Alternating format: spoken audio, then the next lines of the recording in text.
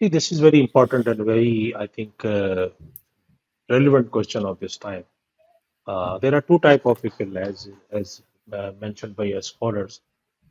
First, those who are blaming Sharia scholar and they say they are making money, they are achieving certificate, and they are making simple things very difficult. So we don't need Sharia scholar. This is the one mentality. Obviously, this is a very a few people accept this mentality, but this mentality is here. Another mentality, which is a bit, common, they say that we have implemented Sharia requirements ourselves. So we are focusing on implementation. So we don't need Sharia scholar because we have implemented in our life. So as we do not need Sharia scholar in our routine life, in our routine business, so we do not need Sharia scholar for in this business also. And we have taken care of all the requirements and other things. But see, it, if you look at the past 20 years and 25 year experience, there is a gradual concept of gradual implementation of Sharia compliance system, Sharia governance system, Sharia audit system, internal and external audit. Why? Why the whole world is going towards more strict and more, firm way of regulation, compliance, governance, control. Why? This is because of two reasons. The first reason is if you have if you try to invent something, if you want to provide something but you have lose control over the long run, you miss day by day some control. So ultimately a thing which does not have control, compliance, regulation, audit, ultimately the controls getting loose day by day, and later on ultimately you enter in a position where this product ultimately become non-sharia compliant, illegal, and there might be some very difficult positions, maybe haram income, maybe mushtabih income, maybe doubtful income. So keeping in view the past 20 or 25-year experience, now central banks, governments, they are tightening the control. And if you look at certification, majority of the Sharia certifications company, they now limit their certification for 1 year. I mean, the life of the certification generally remains for 1 year.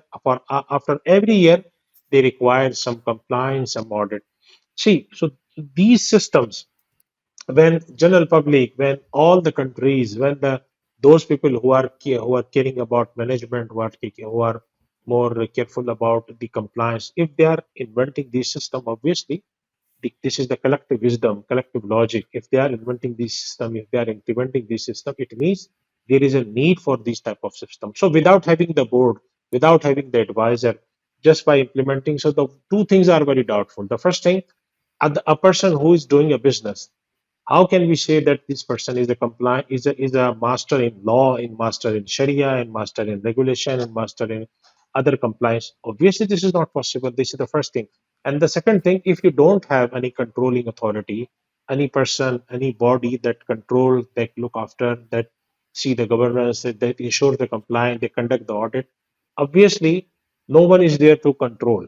And we have seen multiple fraud, multiple very loose structure, multiple scam, multiple Ponzi schemes in this world. Obviously, in Western world, in other in part of the countries, in other part of the world, so we generally see these type of loose control just because of the absence of the controlling system.